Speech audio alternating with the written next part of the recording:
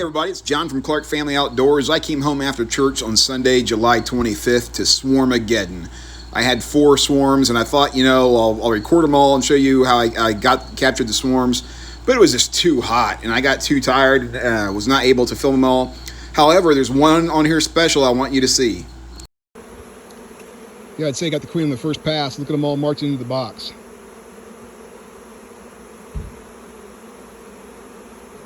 So I'm going to add another frame in here, and I'll put the lid on slightly. I want them to actually start using the entrance just to make sure things are going well, but I just put them in a nuke box. I've got 4 swarms right now. It's been unseasonably hot, and I've not been able to get in the hives, and so now bees are in swarming motion. So I'm going to, like I said, put another couple frames in here, put the lid on, and go to the next swarms.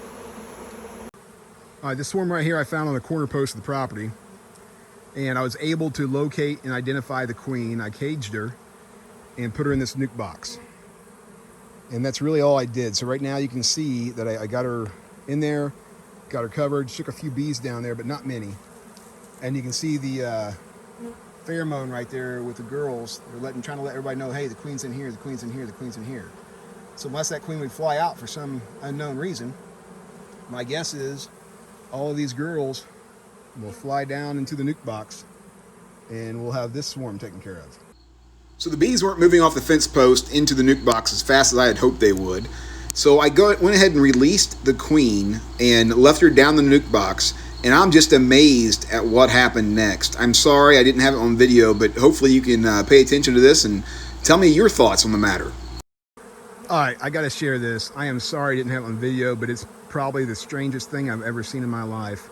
In terms of beekeeping, I don't know if what I'm thinking happened is accurate or not, but it sure as heck sure looks like.